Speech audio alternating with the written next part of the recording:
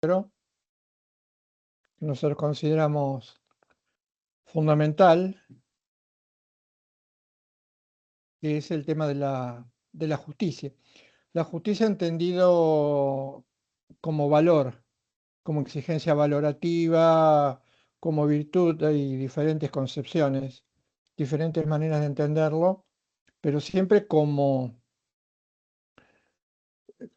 una manera de resolver cualquier cuestión que tenga que ver con la convivencia.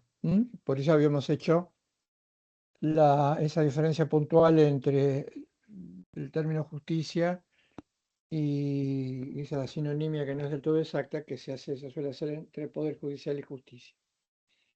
Hicimos un análisis histórico muy importante. La primera discusión fue ya planteada a consecuencia de una postura que era previa a la reflexión filosófica, a la racionalidad propiamente dicha.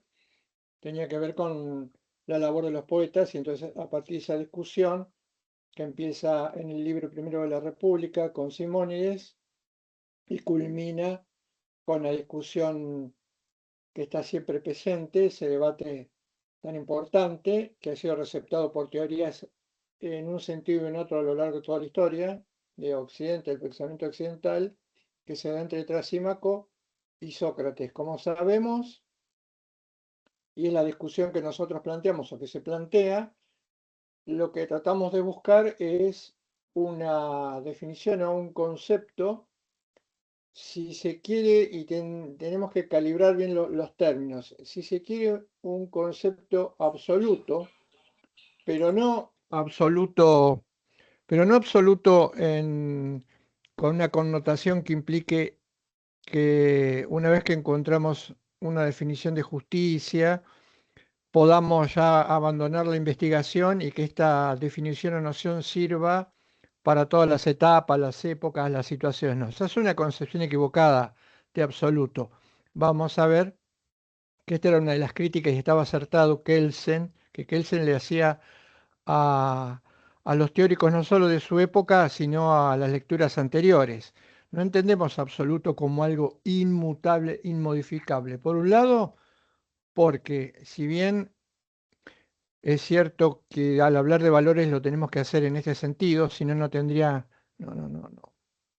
no sería razonable hacerlo. También dijimos que los valores, como otras exigencias humanas, siempre son como puntos de partida a la que nunca vamos a llegar por nuestra condición falible y limitada de poder apreciar o precisar. Es como una especie, algunos autores hablan de ideal regulativo. Es algo que sabemos que está, que existe, podemos vislumbrarnos, acercarnos, pero nunca vamos a llegar por nuestra finitud y limitación a apresarlo completamente. Desde ese lugar sí es válido hablar en términos, entrecomillado, absoluto. Por eso también el conocimiento, la pretensión de saber, el conocimiento jurídico, cualquier tipo de saber que pretendamos hacer nuestro, sabe que cuenta con esa limitación. Siempre de alguna u otra manera es provisorio. Las discusiones que hoy hagamos, que se hagan en esta época, que impliquen avances respecto de las discusiones anteriores, no significa que ya llegamos al final y a partir de ahí nos sentamos sobre una verdad que no puede ser modificada. No, porque esto precisamente es lo que ha dado pie a críticos, porque ahí aparece el dogma. Cuando un saber que luego puede y necesariamente debe modificarse y completarse se toma como definitivo, ya entramos en el territorio del dogma. El dogmatismo implica tomar una verdad que puede ser una verdad que en ese momento se demuestre como lo más razonable o razonable posible, pero que luego se le inmuniza contra las críticas. Cuando nos pasa esto, entonces sí el mote que cabe aplicar es el de absolutismo o absolutistas, y ya estamos condenados indefectiblemente al error.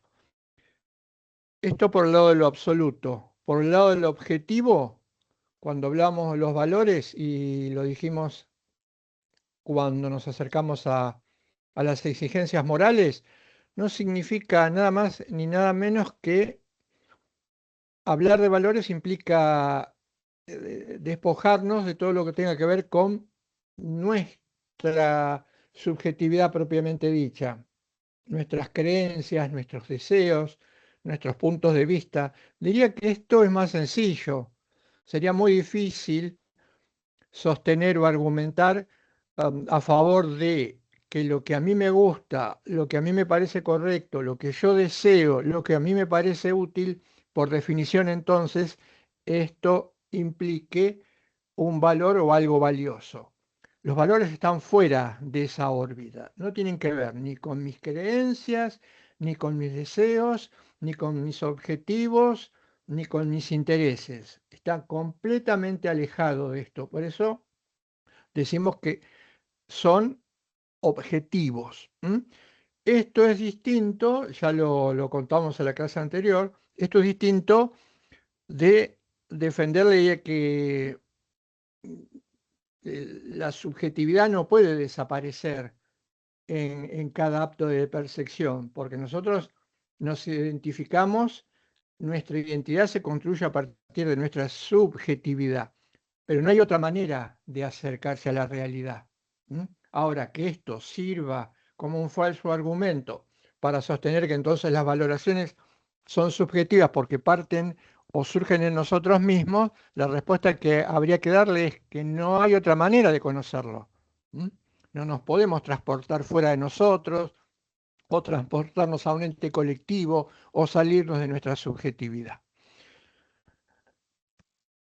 Habíamos visto también, apoyando la idea de justicia en la discusión histórica, la tragedia de Antígona. Y acá en Antígona se veía, pero desde otra, si se quiere, desde otro lugar. En Antígona lo concreto es la oposición que un valor como este tiene frente al ejercicio del poder, que es otra discusión también que no está terminada.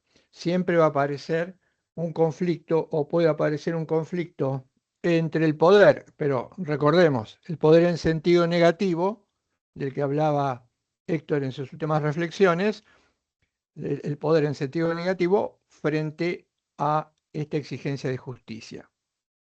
Y después habíamos cerrado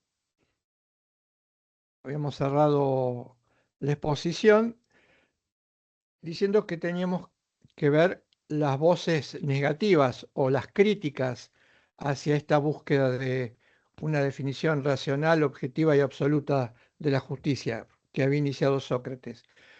Entonces es donde sostuvimos, es ineludible no pasar para, si uno intenta cerrar una noción de justicia adecuada, imposible no pasar o intentar esquivar a la figura más importante en lo jurídico del siglo XIX y parte del XX, que fue Kelsen. Entonces dijimos, hay muchas obras de Kelsen sobre el tema de la justicia, no tantas como las que le dedicó a su punto de vista sobre el derecho, pero sí muy, muy importantes, breves y que son un estímulo para la comprensión y para la discusión.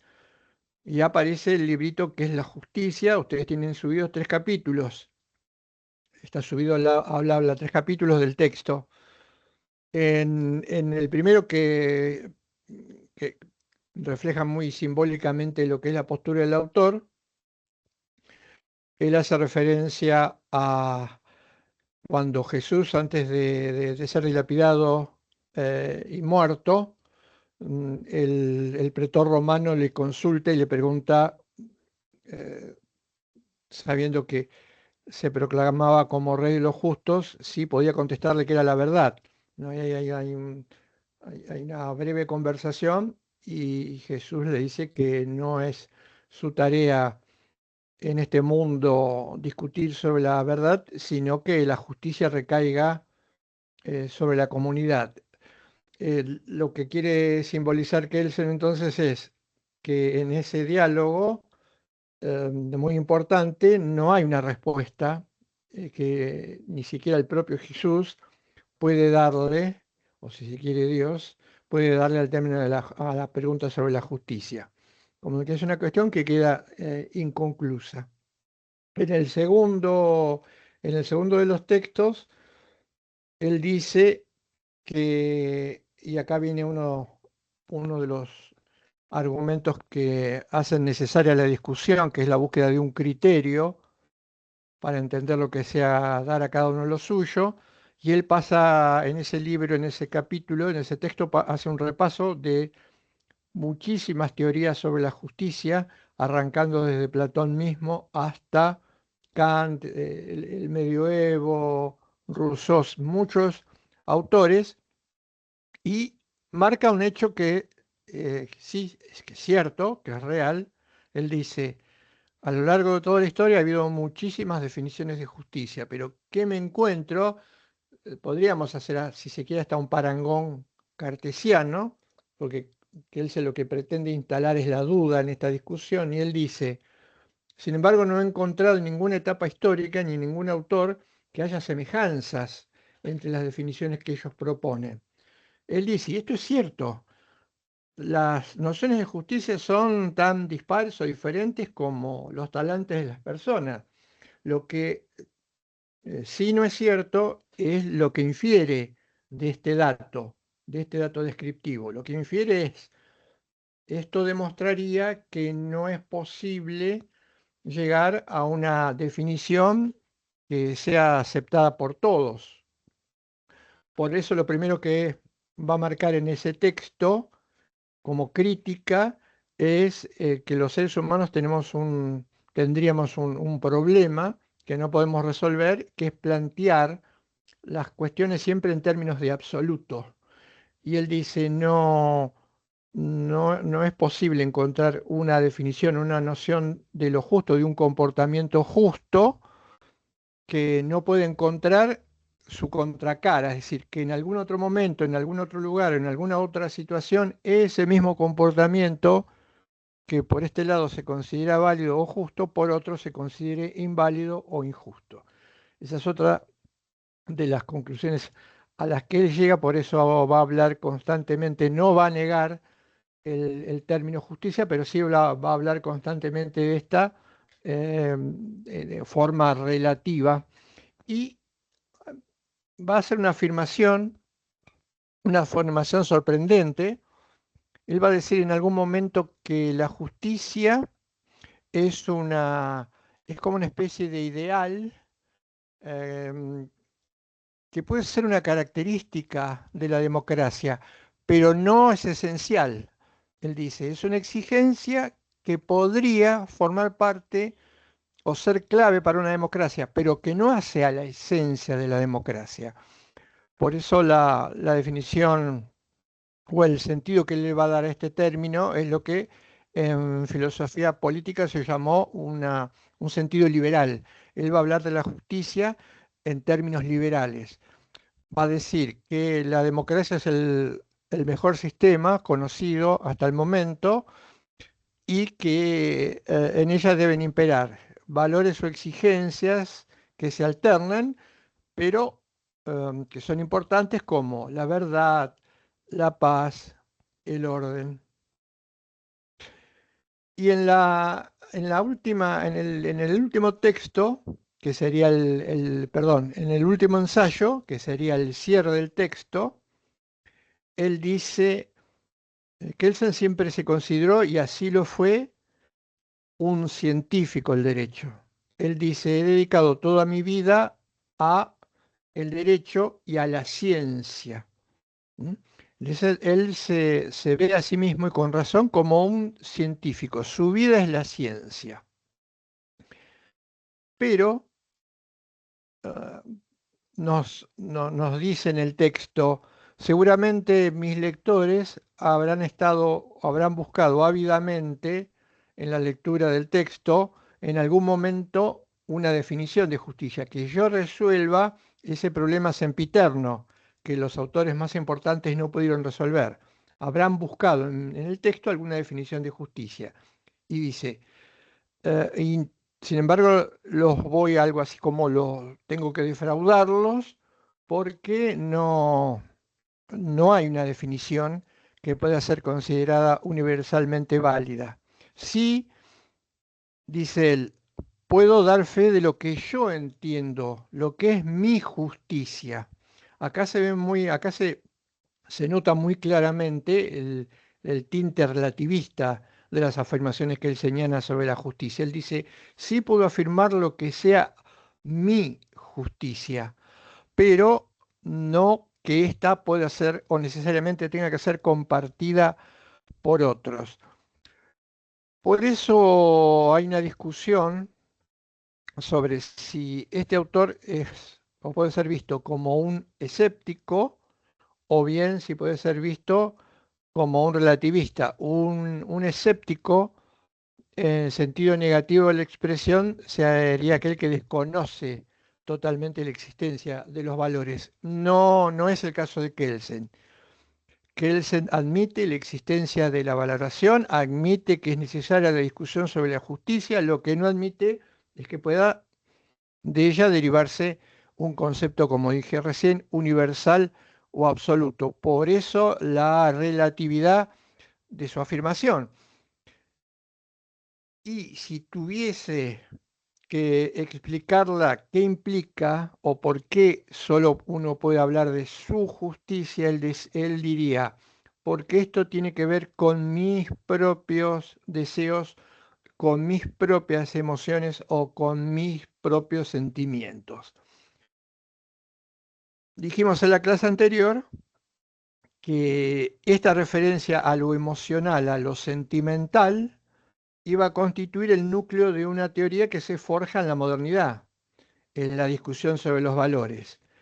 ¿Se acuerdan? Dijimos, en lo valorativo tenemos la ética, tenemos la moral que hace referencia a los comportamientos que una sociedad considera valiosos, la ética que sería la ciencia que estudia cuáles son los valores más importantes, y en la modernidad con la preocupación sobre el lenguaje, aparece la filosofía del lenguaje, aparecen un montón de movimientos que apuntan a la palabra de la expresión, va a surgir la metaética, que acuérdense, les dije, la metaética es un estudio sobre el lenguaje valorativo. ¿Qué es lo que queremos decir cuando usamos términos morales? Por supuesto, la metaética va a desconocer que las palabras, los términos o los juicios morales hagan referencia a algo que existe en la realidad. Por eso va a culminar diciendo que una expresión valorativa no es más que una expresión de deseos, de gustos, de sentimientos o de emociones por parte de aquel que la lleva adelante. Dicho de una manera más sencilla, si algo me parece valioso, lo es simplemente porque me gusta, porque me resulta placentero.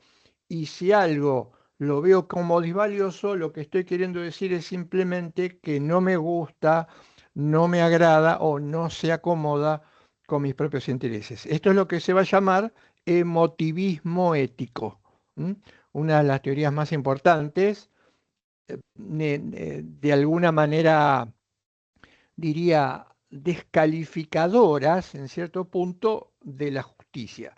Fueron teorías que predominaron durante comienzos del XVIII, durante todo el siglo XIX y gran parte del XX, hasta que se va a producir una especie de quiebre y hay un intento de recuperar los valores de acá a la fecha, a hoy. Pero durante casi 2 siglos y de la mano de obras como la de Kelsen, tuvieron un papel preponderante. Por eso es que la justicia se separó completamente del derecho. Como lo contamos cuando hablamos del desarrollo del Estado de Derecho, siguiendo los textos de Héctor, y él marca allí cómo va perdiendo fuerza la moralidad, la justicia, se las va separando hasta aparecer dos cuestiones que no tendrían casi ningún punto de contacto entre ellas. Sí hay, si quieren hablar de la justicia hablamos, pero no tiene nada que ver, no está conceptualmente ligada, no puede ser posible de incorporar en un estudio científico sobre el derecho. Prestemos atención a este término, a ciencia. Ahora vamos a hacer una crítica de los presupuestos kelsenianos y la clave o lo clave va a ser el término ciencia. Autores que negaron, dejemos por un segundo, por un instante el texto de Kelsen para ver si hay algún otros autores que hayan importantes en el terreno filosófico y jurídico que hayan negado a la justicia, que hayan sido sí escépticos. Uno de los más importantes e integrante de los denominados filósofos de la sospecha, como Marx. Marx fue uno de los denominados filósofos de la sospecha porque de alguna manera él sospechaba o dudaba de la supuesta racionalidad o el imperio de la razón que se había generado como atmósfera cultural en la modernidad. Y esa sospecha lo llevó a sostener que cuando las personas hablamos de justicia, en realidad eso es como una especie de cobertura porque o consideramos que un sistema es justo o injusto o lo catalogamos como justo, él dice que es como una especie de cobertura que intenta disimular la raíz misma de lo que él llamaba la estructura social. Si él dice, hay una superestructura, ¿qué es la superestructura en una sociedad? Y la superestructura es el conjunto de valoraciones, exigencias, pero Marx dice, en realidad no es más que un intento para engañar a la sociedad porque la exigencia fuerte o verdadera válida y que no tiene nada que ver con la justicia es la infraestructura, que es el modo de distribuir o de etiquetar las relaciones de producción. En el sistema capitalista, dice, el capitalismo engaña porque lo que está por debajo, que es la propiedad de los medios de distribución, tiene que ser visto o se tiene que considerar como justo. Por supuesto, dándose cuenta de las iniquidades que el sistema capitalista ya había o estaba empezando a generar o crear en esa sociedad o en esa clase obrera. Entonces, lo que había que hacer era simular que el sistema era el correcto o el adecuado y que era justo. Entonces, para Marx, filósofo de la sospecha, él dice, no, sospecho de que esto sea así. En realidad, esas exigencias que se llaman justas, muy al estilo de Trasímaco, ¿no? Esa definición, es lo que le conviene al más fuerte. Si la sociedad admite o se engaña de que lo que le conviene al más fuerte es justo, la obra ya está concluida. Y es lo que pasó y pasa con el capitalismo. Otro de los filósofos de la sospecha, en este caso no filósofo pensador, pero sí cultivaba una ciencia, la ciencia de la mente, uno de los más importantes también en los orígenes de la ciencia de la mente, la psicología y la psiquiatría, fue Freud. Freud también fue considerado un pensador o un filósofo de la sospecha. ¿Y por qué? Porque él dice cómo funciona la psiquis humana. Muchas de las ideas, por supuesto, hoy en día es como Kelsen de Freud han sido superadas, pero algunas han sido el punto de partida y que ya han quedado indeleblemente incorporadas a la ciencia, en este caso a la psicología, aunque ha habido muchas modificaciones y refutaciones a su lectura, pero lo más básico sigue siendo freudiano. Y él dice, en el ser humano hay tendencias, instintos o impulsos que son muy fuertes. Uno es el instinto o la tendencia sexual y el otro es el de autoconservación. Dice que estos instintos o tendencias son tan fuertes que si no hubiera ningún mecanismo en el ser humano que jugara o hiciera las veces de freno o de control o de mediador, probablemente llevaría esto a la destrucción del género humano. Pero ¿qué pasa? No ocurre esto, ¿por qué? Porque el propio ser humano, a partir de su psiquis, tiene que ordenar esta tendencia, estos impulsos tan fuertes. ¿Y cómo hace para dominarlos, para aquietarlos? Y acá aparece la contribución, la gran contribución freudiana. Él dice, se tiene que sublimar esas tendencias. El ser humano las sublima. ¿Qué quiere decir que las sublima? Y que como un río caudaloso genera desvíos para que ese río que no se separa de su cauce más profundo, no siga siendo tan fuerte, se hacen salidas hacia los costados. Entonces va disminuyendo la fuerza de esa tendencia inicial y esto es lo que produce la sublimación. ¿Y hacia dónde va esa energía que se sublima? Esas tendencias que se separan de su caudal centro. Dice, y a todas las expresiones culturales, el arte, la política, los valores, la justicia misma, todo eso es una sublimación de esos instintos básicos, sin los cuales seguramente el género humano estaría perdido. Pero, y esto también es importante, con lo cual no hay justicia, sino simplemente es una especie de si se quiere, placebo o descarga para que no prime el instinto de autoafirmación, que es muy fuerte hacia el otro, y el instinto sexual. Y ahí aparece el tema del incesto, etcétera.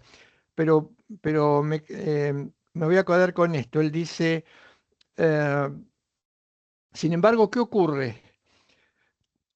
Tiene una obra muy importante, un texto muy importante, breve, que no requiere una formación específica como para entenderlo, muy atractivo, que se llama El malestar de la cultura. Y en ese texto, Freud dice lo siguiente, sin embargo, el ser humano paga un precio por esa sublimación.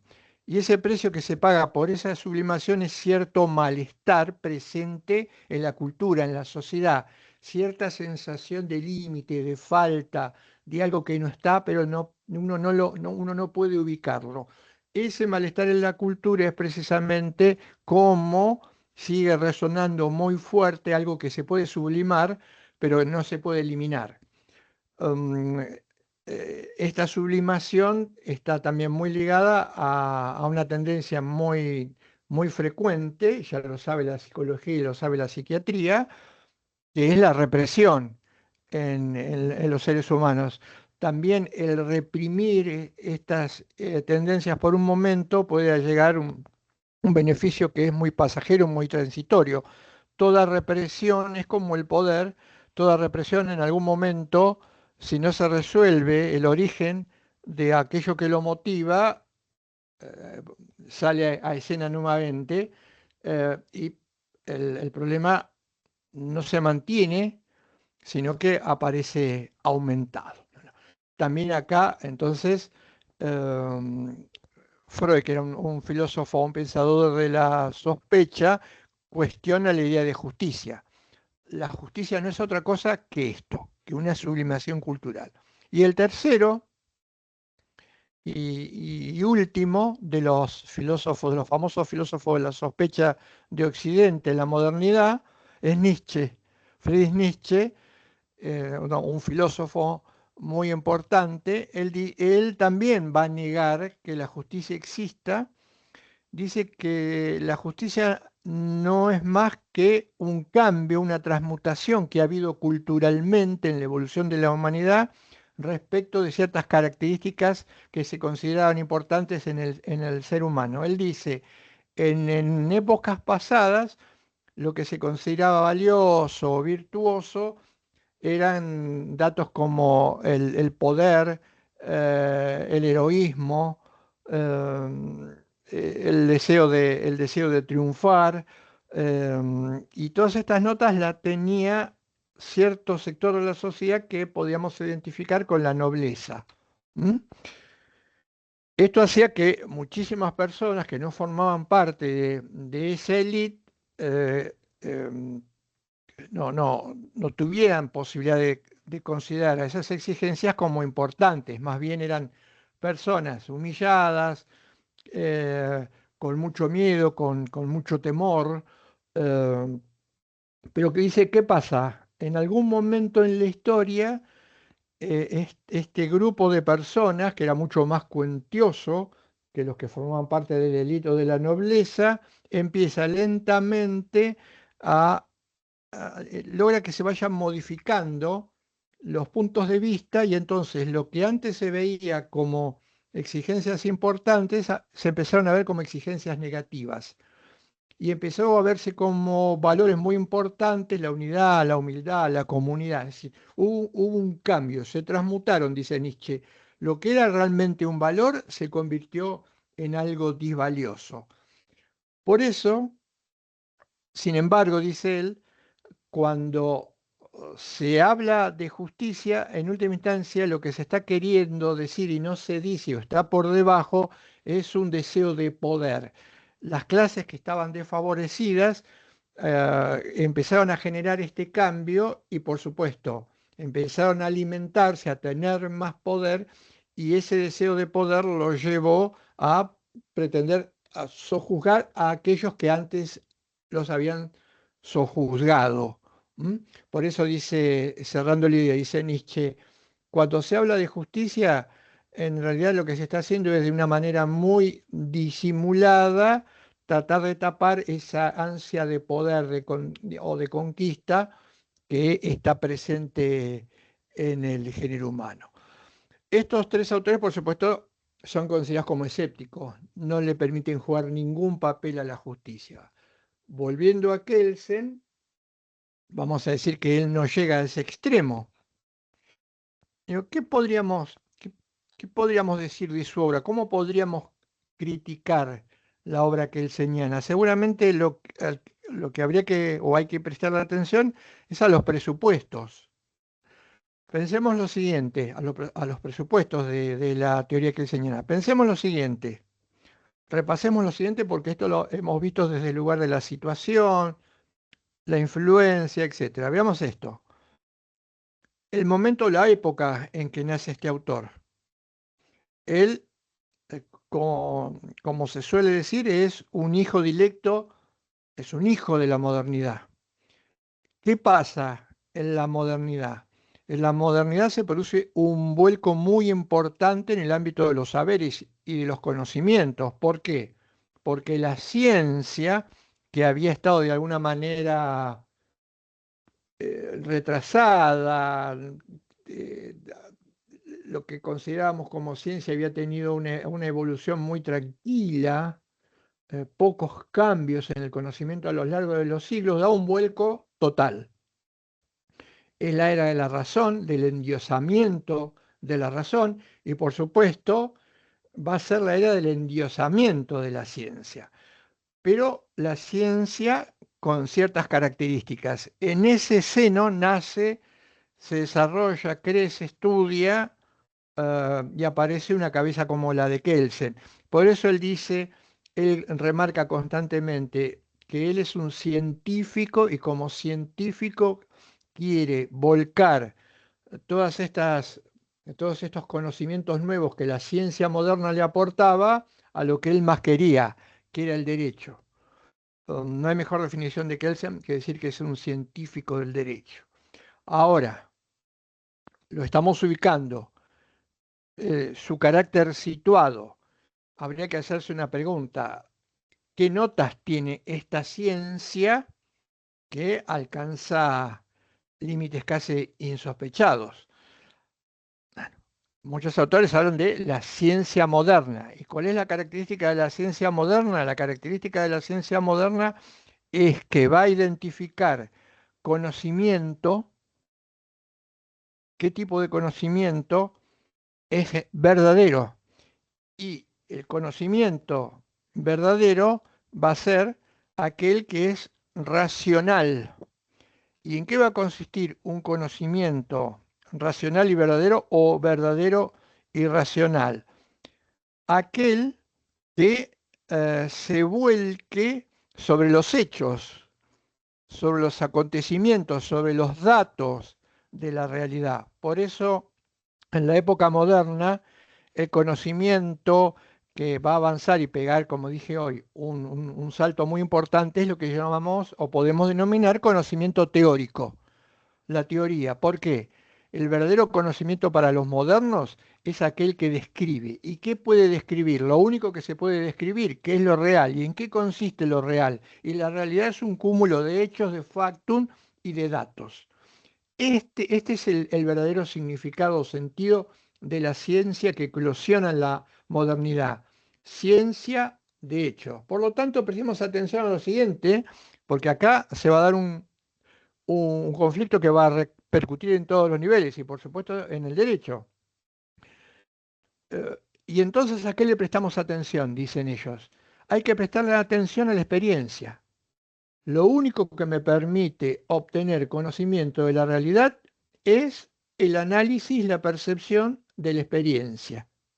¿Mm? La empiria, lo que se llama el conocimiento empírico.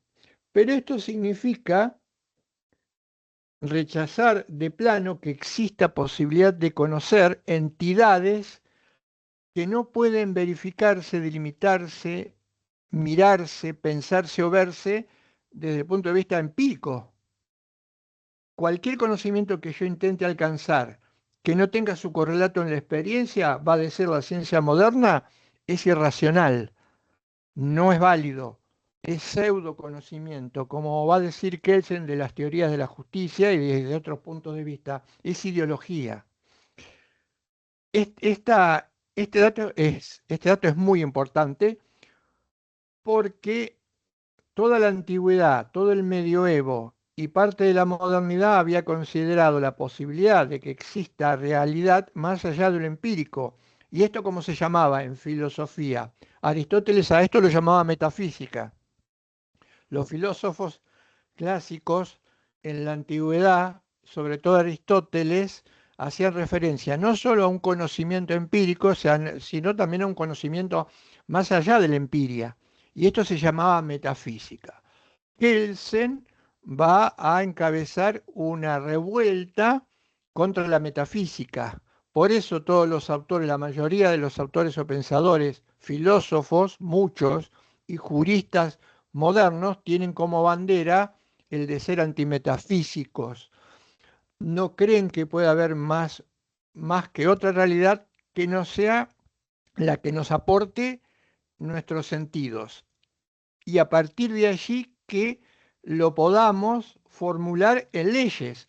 Por eso la ley, por eso la ciencia, se habla de las ciencias duras, pero la ciencia tope, la más alta, fue en esa época la física.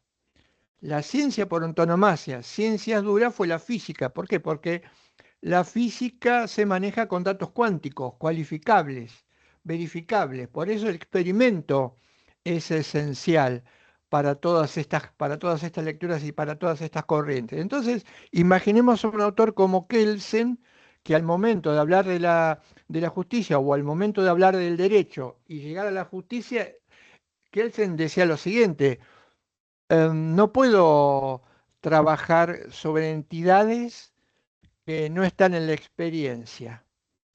Y como científico, ¿con cuáles podés trabajar? Y él contestaba, como científico, con lo único que puedo trabajar es con datos. Y estos datos en el terreno jurídico, ¿cómo se llaman? ¿Cómo se llamaban? Normas. Dice Kelsen, el único dato verificable, empíricamente evaluable y real para dedicarme como científico, si se trata del derecho, son las normas. Las normas entendidas como datos o como factum. Todo lo demás, dice, y en gran medida le asistía razón, puede convertirse en ideología. Dijimos que uno de los graves peligros de pretender, o uno de los problemas que se afrontan cuando uno se acerca a los valores, es no caer en la trampa del absolutismo, porque esto hace o va a terminar convirtiendo ese punto de vista en absoluto, perpetuo, inmodificable, y ahí sí ya habremos caído inevitablemente en el dogma o en el dogmatismo. Entonces, conclusión en Kelsen: presupuestos, considerar como único conocimiento válido y posible al científico, pero al científico o a la ciencia moderna. ¿Y cuál es la ciencia moderna?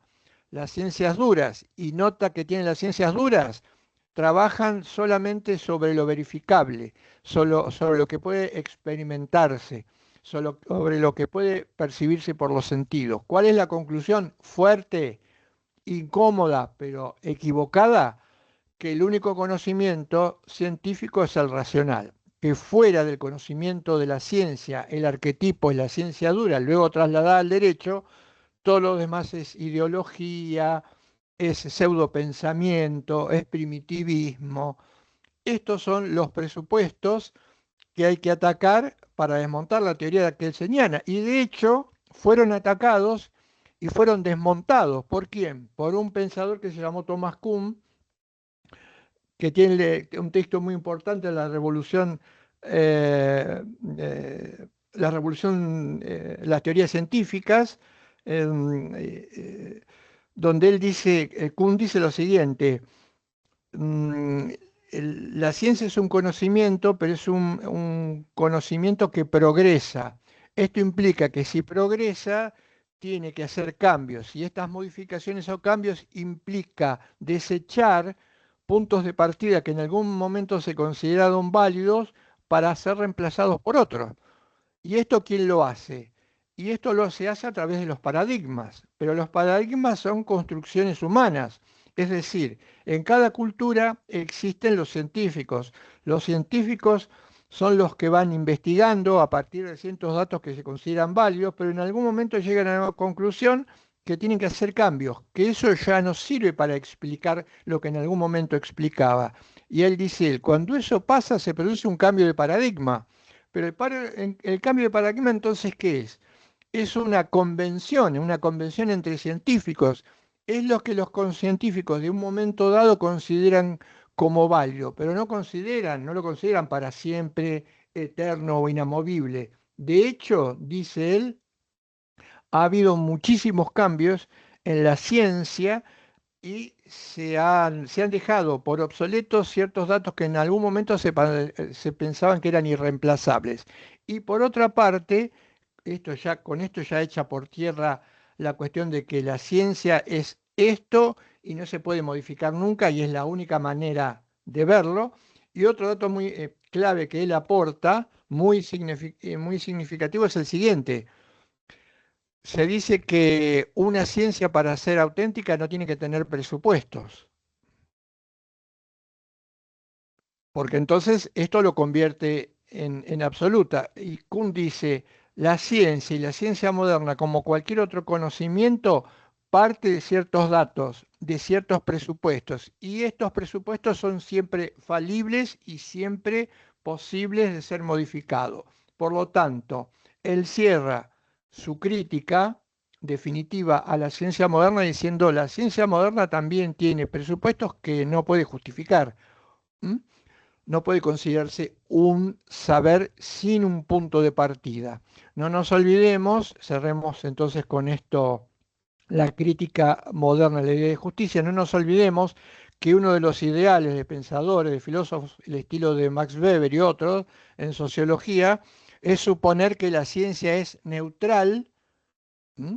Ese sueño, ese ideal que se termina convirtiendo simplemente en una petición de principio, aunque aún todavía vemos muchas veces cuando alguien hace referencia a la ciencia, habla de neutralidad. No hay neutralidad.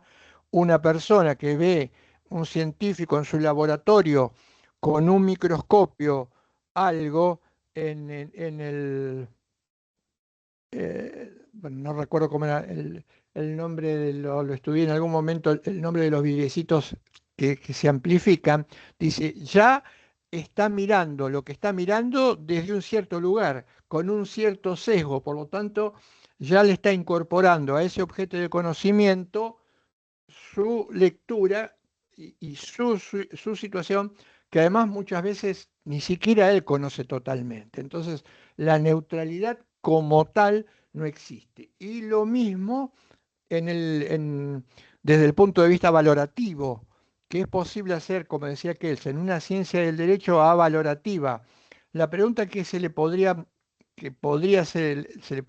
formular a Kelsen, sobre todo cuando, por ejemplo, se hablaban de las decisiones judiciales, Kelsen decía, lo que tiene que hacer un juez es simplemente subsumir el caso que él tiene que resolver, que es un dato con ciertos hechos, a una regla, a una norma que también es un dato, es un hecho, es un factum. Subsumirla.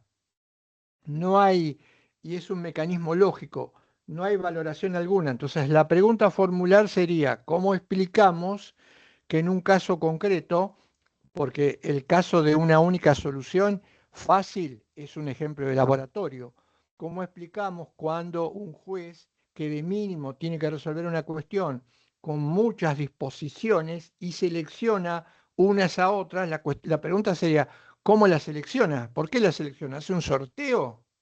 ¿Pone las opciones o las reglas dentro de un bolillero y saca uno? No, no, no. Las opciones que toma todo juez cuando elige, pospone, complementa, integra o desecha son inevitablemente valorativas. No puede eliminarse la valoración, en este ejemplo, según la teoría que él señala, el talante del juez. Tener dos reglas y elegir una implica valorar una sobre la otra, porque no se trata de ponerse una venda en los ojos y meter la mano como se mete la mano en un bolillero. Elegir A sobre B, y esto pasa siempre en los casos más fáciles, implica valorar, valoración de uno sobre otro. Cerrado, entonces, cerrar esta crítica a Kelsen, es importante conocerla. Nos quedaría lo último que sería ayornar esa noción de justicia que conocemos desde la época de la discusión platónica. La famosa definición dar a cada uno lo suyo. Recordemos las críticas que se le hacían a esta definición. Se decía que esta definición no tenía un criterio o no podíamos obtener de definición un criterio que le diese un significado. Por eso la crítica de Kelsen. Dar a cada uno lo suyo puede variar en miles de diferentes opiniones, en miles de fechas o momentos históricos. Vamos a ver si podemos obtener una definición, un criterio que surja desde dentro de esa definición. Por eso hay que hacer un ayornamiento, pero para hacer esto, lo que inevitablemente tenemos que hacer una especie de buceo o recuperación de datos antropológicos. Voy a tratar de sintetizar ese ayornamiento que hace Héctor en el trabajo Sum Quique Tribuere, o dar a cada uno lo suyo, pero tenemos que partir de algo que ya conocemos, que es inevitable. Al hablar de la justicia, estamos hablando del hombre. Por lo tanto, tenemos que incorporar o recuperar datos antropológicos. ¿Mm? Y ahí le vamos a dar un significado diferente. Dos o tres notas, sintéticamente marca Héctor, de este ayornamiento. Él dice, los griegos consideraban a la justicia exclusivamente como algo que tenía que ver con una dimensión externa. La justicia era dar, devolver o restituir. Y lo que se daba, o se devolvía o se restituía era un objeto o una cosa. Y esa devolución, dación o restitución tenía que ver con ciertas características. Por ejemplo, que la persona a la que se le devolvía ese objeto fuera el propietario, el titular. Entonces, él dice algo muy sencillo. Durante muchos siglos, la noción de justicia quedó circunscripta simplemente al término dación, dar. Y esto tenía que ver con algo externo. lo justo era justo al estilo aristotélico, porque lo que yo le daba al otro era equivalente, por ejemplo, a lo que podía recibir del otro. Lo que yo le daba era equivalente a lo que recibía, porque lo que salía de mi patrimonio se recompensaba con un objeto que ingresaba a mi patrimonio. Por ejemplo, si se trataba de un préstamo o un pago. Pero esta noción es insuficiente. Es muy pobre entender a la justicia como un simple ida y vuelta externo que se apoya en objetos. Por eso yo les dije en algún momento que uno de los graves problemas en la formación o la enseñanza del derecho era entender a la justicia o ver a la justicia a lo largo de toda la carrera en uno o dos lugares o en tres como mucho, y esa referencia a la justicia en ese lugar puntual es simplemente decir que algo es justo porque hay una equivalencia entre lo que se da y lo que se vende, entre lo que se compra. Esta sola referencia a la justicia a lo largo de todo un aprendizaje sobre el derecho es pobrísimo. Entonces, hay que dar un paso más y hay que meterse en lo antropológico. Héctor dice, tenemos que dar la importancia que merece un término que no tenía relevancia para los clásicos, para los antiguos. ¿Cuál es? Y el suyo. Él dice, el suyo es más importante que el dar. ¿Por qué? Porque el suyo, lo suyo de cada uno, el suyo, implica, primero, implica que estamos hablando de un vínculo, estamos hablando de una relación. Alguien que da y un suyo que es aparece como contracara. Pero el suyo es más importante. ¿Por qué? Porque si existe el suyo, esto quiere decir que hay algo que no es mío, sino que es de otro. Y ahí es donde, dice Héctor, eh, se produce el cambio, la modificación.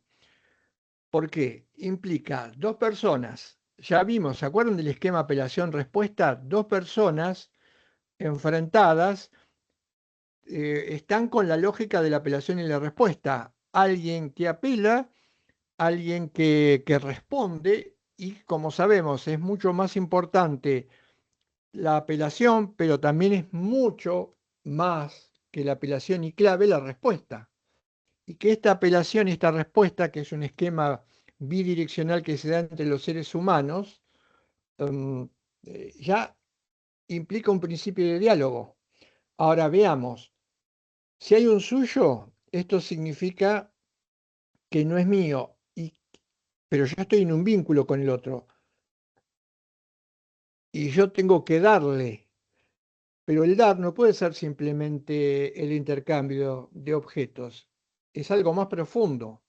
Por eso dice Héctor, aparece la necesidad de cambiar ese dar, de convertirlo en tratar. Ya no es un dar, es tratar. Y el tratar es fundamental. Porque ¿qué exige el suyo? ¿Qué me requiere el otro a mí? Y Héctor dice que lo afirme, que lo promueva, que lo reconozca. Esto es lo más importante. ¿Y esto cómo se da? Y se da en el trato. ¿Y qué implica tratar al otro como corresponde? Y si hemos llegado a la conclusión a partir de las lecturas antropológicas que nuestra realización depende de nuestra vinculación con los demás, el aporte que el otro va a hacer para mi crecimiento personal es fundamental, es imprescindible. Por eso, apurando la conclusión, diríamos, tal vez podamos decir que la justicia ya no es el dar, sino es el tratar. ¿Y tratar a quién? Al suyo, al otro. Pero ¿cómo? Y aparece una nueva noción. Es tratar al otro como persona. ¿Qué es lo que el otro me exige? Reconocerlo, promoverlo, aprobarlo, quererlo, amarlo. Si se quiere, podemos incorporar acá, paralelo a tratar al otro como persona, a la antítesis del del trato justo, que es la cosificación que vimos en su oportunidad. La cosificación también es una manera de definir la justicia. ¿M? Tratar al otro como persona, porque el otro, o yo, o cualquiera de ustedes, porque esto implica una circularidad, estamos necesitando para convertirnos en nosotros mismos el reconocimiento de los demás. Ahí entonces aparece la verdadera dimensión de la justicia. La justicia es tratar al otro como persona. Hay una definición que aparece en un trabajo perdido de Héctor, que si bien él no la asume como definición, eh, a mí me parece esas nociones que sin buscarlo representan fielmente lo que queremos decir, o el concepto de justicia como tal. Y él dice lo siguiente, tomando la vieja definición de Ulpiano y Santo Tomás de Aquino, él dice que la justicia sería, en términos dialógicos, no antropológicos, sería la perpetua y constante voluntad. Aclaremos, ¿qué significa perpetua y constante voluntad? No es algo opcional, es un esfuerzo. Ser justo, actuar justamente requiere un enorme trabajo y tiene que ser perpetuo y tiene que ser constante. ¿Por qué? Porque el principal enemigo de la justicia es la arbitrariedad. Y la arbitrariedad tiene que ver con el arbitrio, es decir, ser justo cuando me da la gana, cuando quiero, si me acuerdo o nunca, no es una opción disponible para el ser humano. El ser justo implica el intento de hacerlo constantemente, por eso perpetua y constante. ¿Voluntad de qué? ¿Intención de qué? De hacer de cada acto de la vida de relación un encuentro. Fíjense, ahí cierra una novedosa definición de la justicia, nueva, ayornada, que sale de la misma definición en función o con perspectiva antropológica. No tuvimos que ir a buscar el criterio que le dé significado a la definición por fuera de nosotros mismos. Lo encontramos en una reflexión sobre nuestras propias características como personas o como seres humanos. Repito, perpetua y constante voluntad de hacer de cada acto de la vida de relación un encuentro. Ahí tenemos entonces una definición de justicia que se acomoda a los tiempos, que se acomoda al conocimiento sobre el hombre, que se acomoda a la verdad de lo dialógico, a nuestra verdad, que somos seres dialógicos. ¿Podríamos decir algo más de la justicia? Sí, sí. Vamos a decir algo más y algo muy importante, que es lo siguiente. Nosotros somos seres situados y esta situación implica que nos movemos en un ámbito social y ese ámbito social está transido de diferentes relaciones o vínculos que en su momento estudiamos.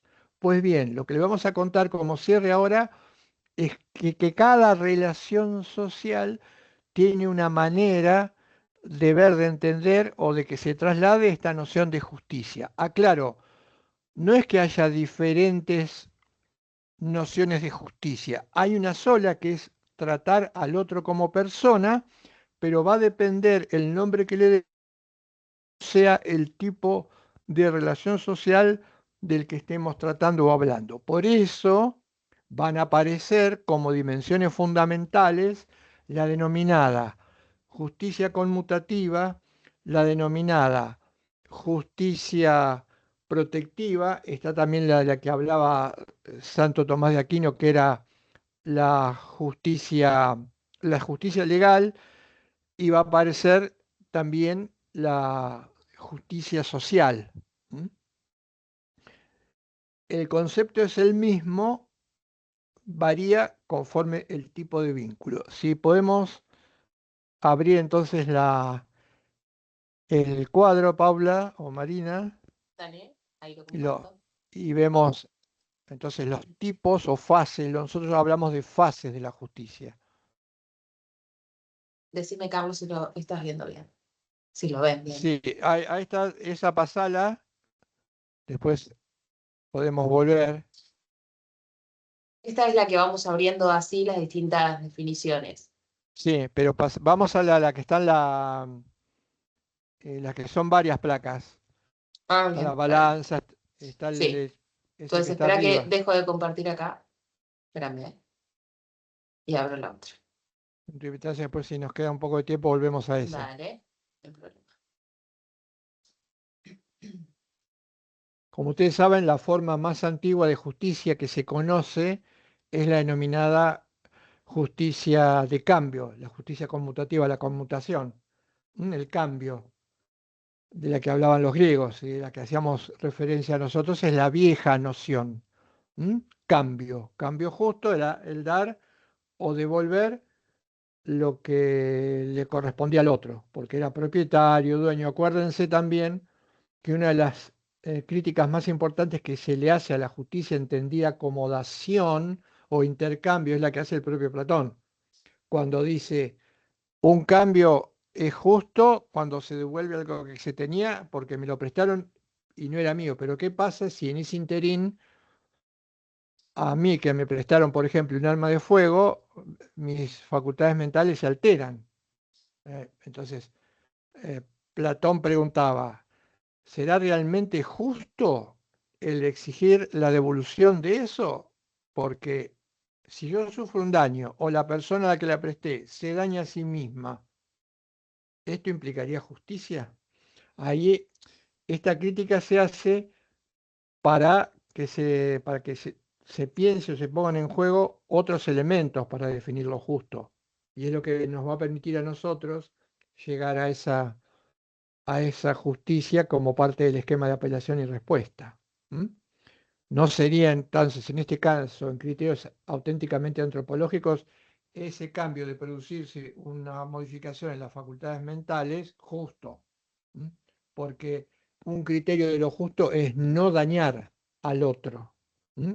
Tratarlo como persona, no dañar al otro. ¿Mm? Esta es una noción imperecedera. No se puede hablar de justicia ni se puede hablar de nada si como contrapartida estamos dañando al otro, en cualquier modo o forma en que lo hagamos. A ver ahí. ¿Ahí lo ves, Carlos? Ahí estamos. Ah, listo. No, porque no Ahí podía. Genial. tenemos. Entonces tenemos la primera placa, fases de la justicia, fases, caras o rostros según cada situación de la vida social. Vamos a la segunda, la balanza, que es la justicia, y ahí hay una serie de interrogantes. ¿Hay que dar a cada uno lo mismo? ¿Todos necesitamos lo mismo? ¿Debemos tratar a todos de la misma manera?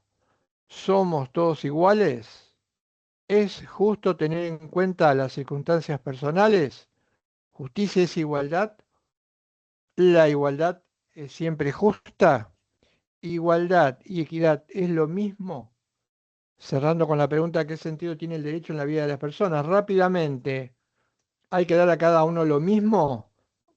No, no es que haya que dar a cada uno lo mismo en términos de devolución o de bienes externos, porque esto puede variar. Sí, sí, si lo hablamos en términos profundos, es decir, sí tenemos que tratar a todos como personas.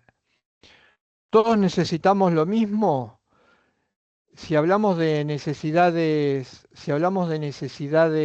profundas y no de necesidades artificiales o creadas, las necesidades básicas son para todos lo mismo.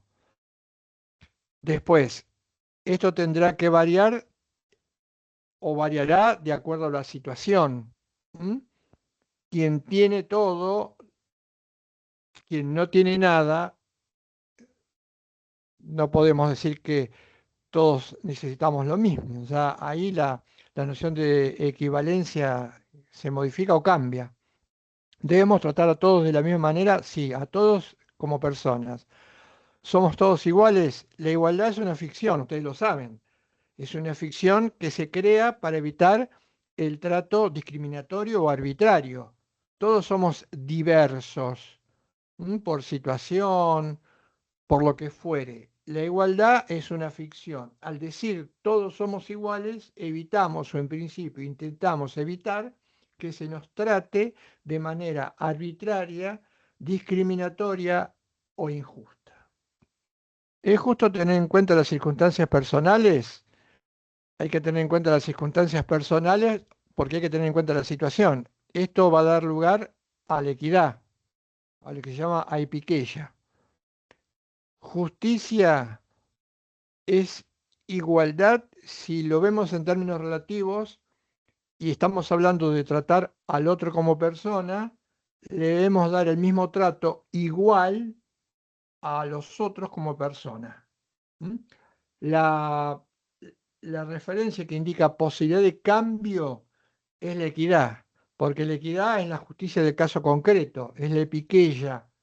En algunas, en algunas situaciones habrá que tener en cuenta las circunstancias personales, porque si no tenemos en cuenta las circunstancias personales, la aplicación de un mismo cartabón a personas que en algún caso tienen una facticidad social mejor que otra, puede llevar a una injusticia. ¿Mm? Si yo digo, todas las mujeres tienen derecho a una retribución justa, y alguien reclama una retribución justa, pero tiene un trabajo no formal, yo podría decir, no, a vos no te corresponde, porque cuando hablamos de retribución justa, estamos hablando de personas que tienen un trabajo remunerado y un trabajo formal. En ese caso sería una situación injusta, porque el trabajo existe, está remunerado y aunque no sea formal, es trabajo. Lo que pasa es que al no ser formal, eh, permite o genera o puede generar discriminación. Entonces, es que tenemos que hacer esta diferencia. La igualdad es siempre justa, insisto, si lo vemos como trato, lo será. Si lo vemos desde un punto de vista formal, ahí va a haber que hacer jugar a la equidad, que es la justicia del caso concreto. Por eso igualdad y equidad no son lo mismo. Bajamos.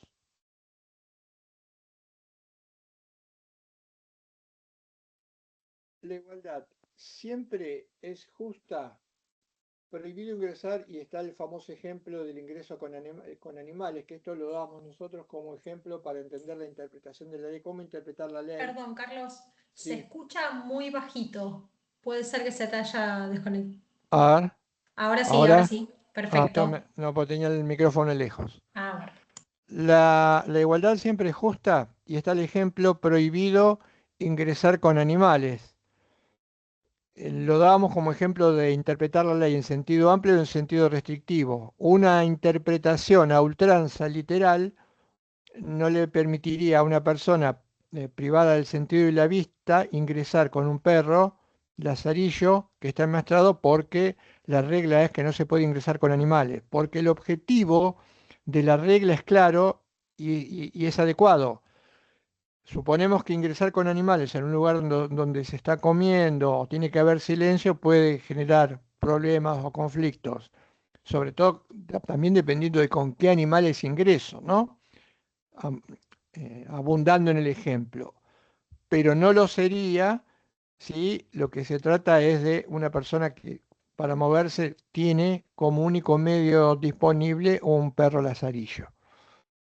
Abajo, la misma porción es la misma porción. em, Hay un ejemplo de una persona que está pesando, que se está pesando la misma porción para uno. No debería ser la misma si ya no es uno, si no son muchos. Ahí en el ejemplo, si no lo veo mal, se trataría de un obrero que tiene familia. ¿M? Por eso se me ocurre que el ejemplo sería pagar un excedente en función de la familia, que de hecho es lo que se hace legalmente. ¿M? Misma cantidad, misma oportunidad. Tenemos la igualdad, están todos parados arriba de un tabique, pero fíjense que hay uno que ve todo perfectamente y que otro lo ve con cierta dificultad y otro que no ve nada. Entonces, esto hay que corregirlo. ¿Cómo lo corregimos? Y que todos puedan ver, lo que implica que el que está en el cajón más chiquitito hay que ponerle otro cajón para que pueda ver. Esto tiene que ver con el famoso dogma, con la famosa ficción de la igualdad de oportunidades. No existe la igualdad de oportunidades. ¿Mm? No todos arrancan la carrera desde el mismo lugar. No existe la igualdad de oportunidades. La igualdad de oportunidades implica que las personas que siempre están en situaciones diferentes, uno no arranque, es como suponer que vamos a hacer una carrera de 100 metros, uno está en una silla de rueda y el otro sale corriendo y es un atleta preparado. El famoso mito, la famosa mentira es decir, abogamos por igualdad de oportunidad, los dos parten del mismo lugar. No, no, no, no parten del mismo lugar. Es elemental, no parte del mismo lugar un atleta que una persona que está en una silla de ruedas, por más que los dos estén parados en la misma línea. Esa mentira de la igualdad de oportunidades. No. Pasamos a la otra. La justicia muestra distintas caras o facetas según cada situación de la vida social. Recordemos los órdenes sociales: amor, respeto, poder y violencia. Tres situaciones sociales distintas. La situación de coordinación, que tiene que ver con el respeto. La situación de comunidad, que tiene que ver fundamentalmente con el amor, también puede estar involucrado el respeto. Y la situación de subordinación, que tiene que ver más que nada con el poder y en menor medida con la violencia. Pasamos a la otra.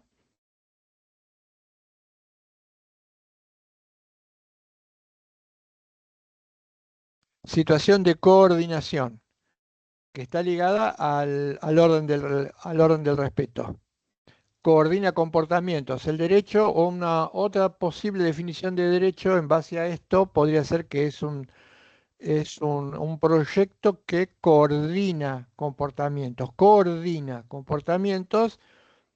y esta coordinación, o si se quiere, ordinación, hace que luego permita que surjan entre sus participantes que actúan de manera coordinada posibilidades que de no hacerlo no tendrían, y ahí aparece la libertad. Por eso la libertad es el resultado final, no el punto de partida.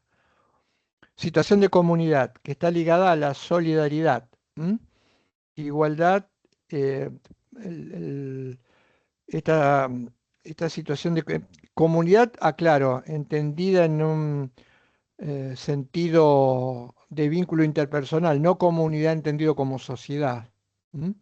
La comunidad está presente en la solidaridad. Todos compartimos con nuestra familia, deberíamos o intentamos compartir todas nuestras alegrías, todas nuestras desgracias, ser solidarios. eh, y allí la situación de comunidad, a justicia, si se quiere, no juega un papel tan fuerte, porque no es que no nos conocemos o nos vemos o nos tratamos de tanto en tanto. La familia, la comunidad fuerte, tiene algunas reglas que no tiene la convivencia social. ¿m? Situación de subordinación, ligada al orden del poder. Ahí vamos a ver eh, que está presente lo que nosotros llamamos, o va a aparecer la justicia protectiva. Seguramente va a venir ahora los rasgos de cada una de ellas. Pasamos a la otra. Situación de coordinación, bueno, las notas: igualdad, personas situadas al mismo nivel, recíprocamente independientes, extraños, libres. Esta es la situación del contrato del derecho privado. Vamos a hacer siempre la siguiente salvedad. ¿m? El contrato entendido como una forma de vinculación que implica una colaboración o el alcance de objetivos, que de no realizar ese contrato no podríamos obtener o alcanzar. No al estilo rusoniano o al estilo contrato social de la modernidad, donde somos libres, independientes, y un día caminando por el planeta nos encontramos con otro. Y a partir de ahí empieza toda la novela contractualista que es falsa, porque ya sabemos, ya lo dije, no tiene ninguna referencia empírica, no se apoya en ninguna empiria ni dato histórico de ninguna naturaleza. Es un intento, una ficción generada para sostener una desigualdad. Situación de subordinación. Desigualdad, verticalidad, mando y obediencia. Dominio de una persona sobre la otra, relación de poder. Alguien da órdenes, otro obedece, autoridad y sumisión. El ejemplo era el Estado, típico estructura de poder, de respecto del ciudadano y del jefe respecto del empleado. Una acotación importante, simplemente algo que marcamos, el concepto de poder se tiene que modificar, porque el poder no es alguien que da órdenes y otro que obedece, sino que el que obedece es aquel al que se le ha otorgado la facultad de organizar la sociedad. Por eso dijimos, el actual concepto de poder que se está trabajando y espero en algún momento se cristalice es ver las cosas de una manera diferente. Se manda no dando órdenes, se manda obedeciendo. ¿Obedeciendo a quién? A quien decidió me encargue de sus asuntos. Como sabemos, la realidad desde la modernidad para acá está completamente tergiversada. Se dan órdenes, pero las órdenes no tienen nada que ver con los deseos de quien me puso en el lugar para gestionar. Por eso la crisis de la democracia, olvidándome que soy simplemente un depositario, como dice el filósofo político argentino Dussel, soy simplemente un depositario de un poder, una capacidad que no está en mí, que está en la comunidad. Cuando esto se recupere, cuando esto se trabaje y esta noción se haga fuerte, entonces desaparecerán muchos de los problemas que tiene en la actualidad la democracia o los gobiernos denominados democráticos, que dicho sea de paso, ha dado lugar, todo este desfasaje da lugar a las democracias de baja intensidad. Situación de comunidad. Personas ligadas en unidad persiguen fines comunes, soportan comunitariamente, como dije hoy, dichas, desdichas y distribuyen sus consecuencias. Ahí tenemos la familia, una iglesia, asociación, club. En una familia, ahí habría que hacer una discriminación, pero lo vamos a dejar. ¿M? No serían todos en el mismo lugar. No es lo mismo una familia que una iglesia. En una familia la dicha y la tristeza se soportan colectivamente y no se calcula matemáticamente la contribución de cada uno. ¿M? Esto es así. Bajamos, o debería ser así. Si no es así, ya no estamos en presencia de una familia, estamos en presencia de otro tipo de vínculo, maquillado con el nombre de familia. Para cada una de estas situaciones, la justicia muestra un rostro diferente. Justicia conmutativa, situación de coordinación, respeto. Conmutativa, cambio, conmutación. Justicia protectiva, protección. Situación de subordinación. Protección frente a quién? Frente al poder malo. Tercero, justicia distributiva, distribuir, situación de comunidad. En una comunidad hay que distribuir bien, hay que distribuir en función de lo que cada uno puede hacer o realizar. Pero al mismo tiempo, un dato fundamental, hay que tener en cuenta que todos tenemos que poder adquirir algo para luego poder contribuir con algo. En una situación en donde muchísimos no pueden adquirir por X situación lo necesario para sostenerse y luego poder contribuir, la respuesta no es excluirlos. ¿M? Porque la pregunta sería, ¿por qué están excluidos? No vaya a ser que están excluidos porque nosotros mismos, desde algún lugar y de algún resorte, les impedimos acceder a lo más importante. ¿M? Solidaridad y reconocimiento. Justicia distributiva, que luego se va a llamar, o se llamó a partir de las encíclicas papales y la labor de la Iglesia, justicia social. Vamos. Para cada una de estas situaciones, la justicia muestra un rostro diferente. Conmutativa, algunos rasgos, la más antigua, cambio, balanza, equilibrio, respeto recíproco.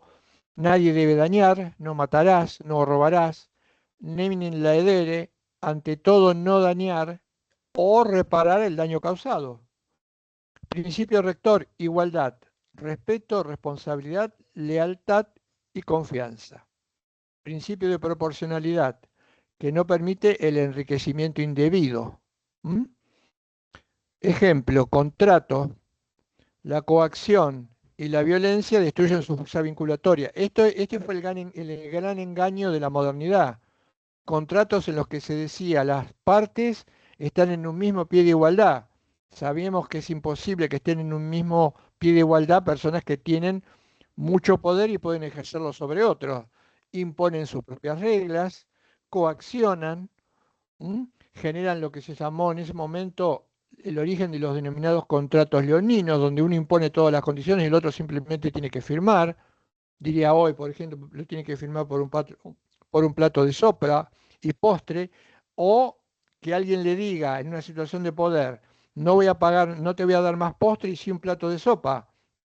Bueno, entonces no voy a trabajar, pero va a haber 5.000 que van a querer un plato de sopa. Esos 5.000 hacen que después diga, bueno, te voy a dar un plato de sopa, pero no sopero, en un plato de postre.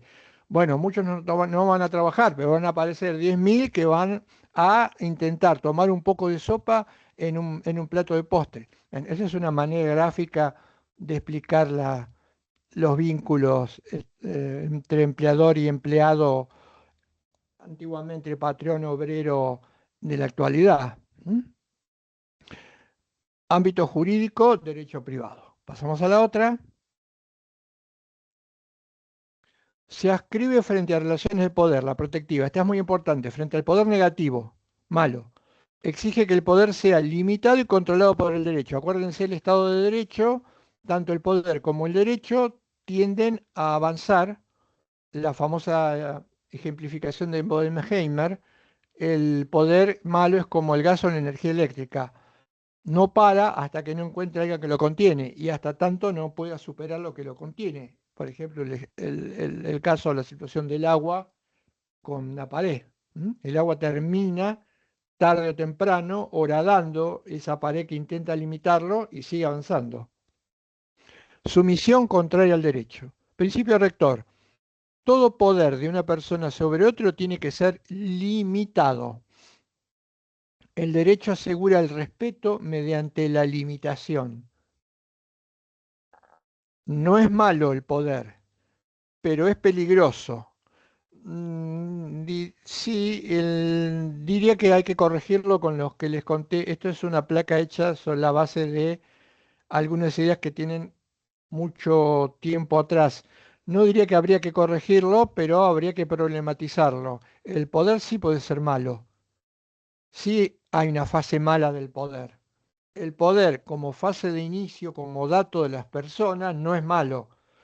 La cuestión es que dado nuestro carácter limitado, podemos desembocar en un ejercicio no debido del poder. Y ahí sí va a aparecer el poder malo. ¿Mm? Y por supuesto que el poder malo es ultra peligroso. Límites, naturaleza de la cosa, ningún poder por fuera de su finalidad. Gobernante no domina, el maestro no adoctrina, etc. Me hace acordar esto a Sócrates cuando le contestaba a los sofistas que el arte de gobernar, el arte de enseñar eran precisamente artes. Y en el arte de gobernar y el arte de enseñar, o en el arte del pastor, de pastorear, lo fundamental era la persona que era enseñada o las ovejas que eran conducidas a pastar, a diferencia de lo que suponía Trasímaco. Autolimitación del poder basado en su determinación finalística. La finalidad social limita el poder.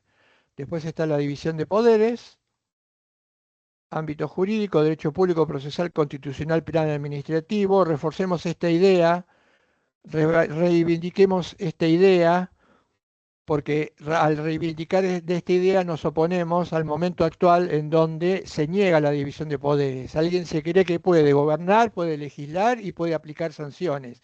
Reivindiquemos, por favor, la división de poderes que hoy está constantemente siendo puesta en peligro, en jaque.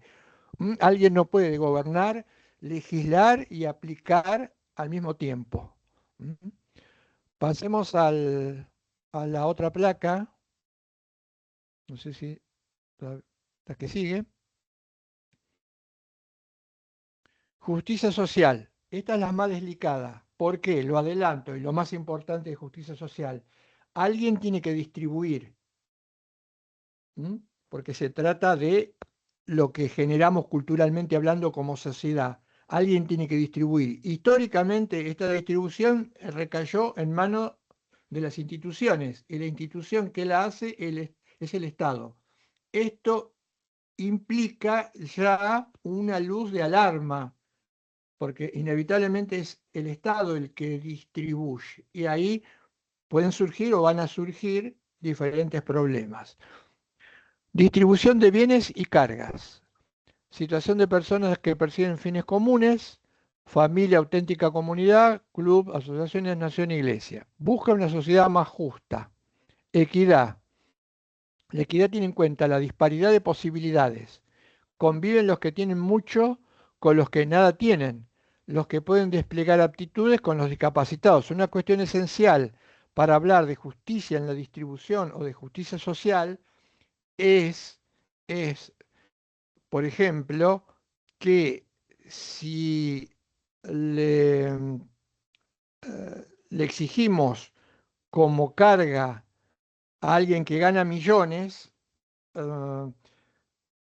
un porcentaje importante, no le podemos exigir la misma carga a alguien que gana un salario que está casi a la altura del mínimo. Y lo que es peor, no podemos a los que ganan millones y millones descontarle la tributación al punto tal de que después no tengan que pagar nada.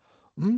Porque esto es la inequidad más grande que puede existir, el arbitrio más grande que puede existir. Principio rector: solidaridad hacia el otro, apoyarnos, ayudarnos, restaurar el desequilibrio.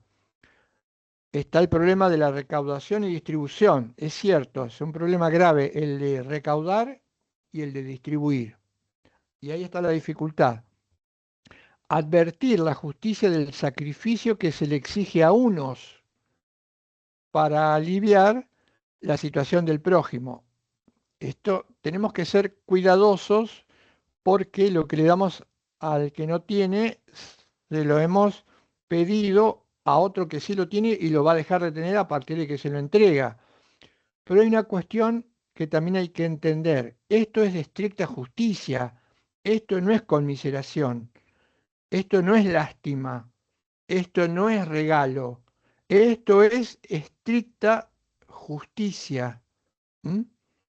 El problema de la justicia social y de la justicia distributiva en sociedades como las actuales, marcados por una impronta cultural exacerbadamente individualista, hace ver a esto como un sacrificio que incluso hasta no estaríamos validados para realizar. No, es un derecho, es justicia. ¿Mm? Impuestos, subsidios, consideración especial a la mujer embarazada o lactante. Ámbito jurídico, derecho tributario, algunos aspectos del derecho laboral. En el terrible momento que está pasando la justicia distributiva, social y la justicia de las personas y de los trabajadores en la actualidad, me eximen creo, de cualquier comentario, ¿no? Bajamos.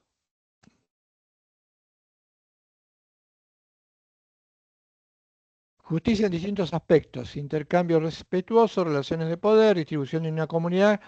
¿Qué pasa si se produce un contrato y si en ese contrato uno puede imponer su voluntad a la del otro poder? Y si luego de su firma sobreviene una crisis inesperada, crédito suba, convertibilidad, especificación, devaluación. ¿Quién debería cargar con las consecuencias de la crisis? Bueno, con las consecuencias de la crisis cargamos en la actualidad los que no hemos generado la crisis. Cuando se generan devaluaciones que son artificiales y provocadas para que la ganancia sea para unos pocos, con conocimiento de los que gobiernan, del movimiento y de la evaluación que se va a producir, estamos en el quebrantamiento de la justicia en su más em, clara especificación. No deberíamos ser nosotros quienes tenemos que cargar con las consecuencias de la crisis. Las crisis autoprovocadas tendrían que ser asumidas por aquellos que juegan a la ruleta, a las cripto y a otras cosas, ¿no? Pasamos a la última o a la que sigue.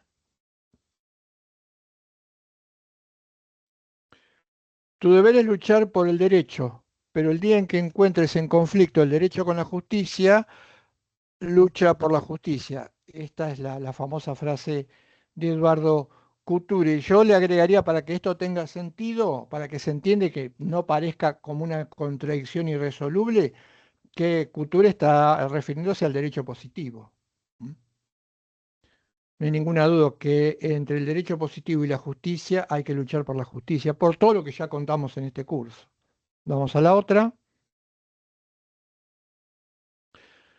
Los jueces, los abogados no somos meros ejecutores de los mandatos jurídicos. Somos verdaderos curadores y protectores del derecho.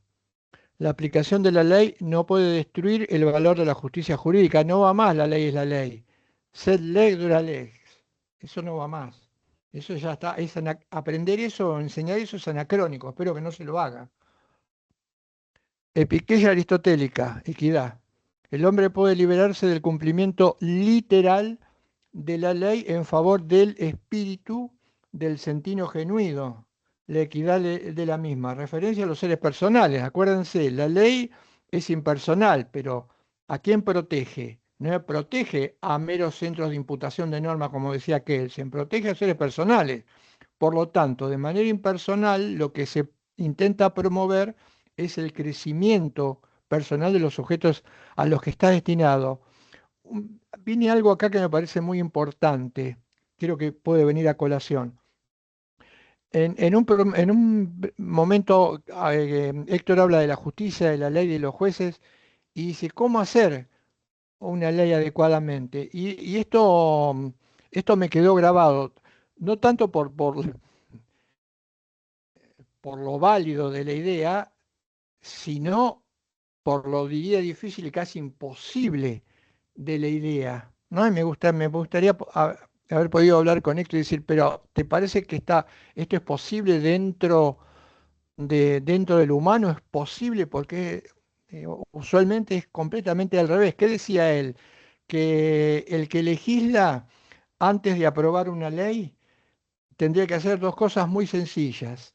La primera, la primera, hacer de cuenta o pensar que no tiene poder para aplicarla, que carece de poder para aplicarla. ¿Esto qué implica? Que carece de poder para aplicarla, que tiene que tener una fuerza muy, muy intensa la ley, que tiene que beneficiar a todos. Entonces, y decía, y además, eh, antes de votarla o antes de elaborarla, imaginarse a él eh, aplicándose la ley.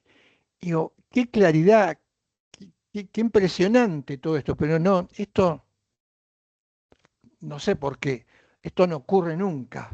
¿Mm? Sí, y mucho menos en la actualidad, los legisladores se aplicaran por un segundo las leyes que luego votan o dejan de votar, probablemente nuestro sistema democrático saldría del pozo sin fin en el que está cayendo y se recuperaría. Parece tan sencillo, pero es tan difícil.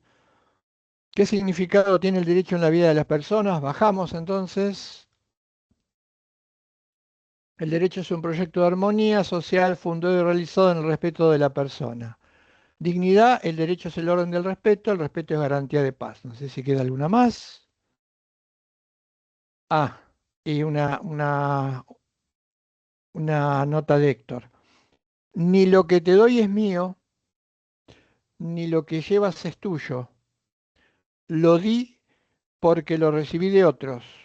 ¿Acaso fui nada más que un depositario infiel? Lo que llevas lo tenés para dárselo a otros. En eso radica nuestra única riqueza. Yo les diría, y la sumo a Marín y le sumo a Paula, y me sumo luego, y les estaríamos hablando a ustedes, ni lo que te doy es mío, ni lo que llevas es tuyo, lo di porque lo recibí de otros. Lo que les dimos, si es que les dimos algo, ojalá haya sido así, se lo dimos porque lo recibimos de otros, lo recibimos de Héctor. ¿Y acaso nos tendrán que perdonar si no fuimos más que un depositario infiel? A lo mejor algunas ideas no se transmitieron bien, a lo mejor Héctor nos ve y dice, acá se están equivocando, no, digan esto otro, o van bien, tal vez fuimos, ¿por qué no depositarios infieles? Lo que llevas lo tenés para dárselo a otros, en eso radica nuestra única riqueza. Si el día de mañana hacen lo mismo que estamos intentando hacer nosotros, eh, esperemos se los transmitan a otros. ¿Mm? La última, fin. Bien, tienen algunas si quieren, más que nada, eh, analizar definiciones de justicia, están abiertas, está en la placa, no llevaría mucho tiempo. Es un raconto interesante de alguna definición y de alguna manera también de testear, ¿no? De testear lo que uno está estudiando, comprendiendo, leyendo, entendiendo. No hay mejor manera de confrontarlo, testear, buscar otras perspectivas, otras nociones y ver cómo nos va en ese cotejo. Terminamos entonces hoy el curso en lo que hace a las clases. ¿Cómo va a seguir esto? Nos vamos a encontrar en la próxima para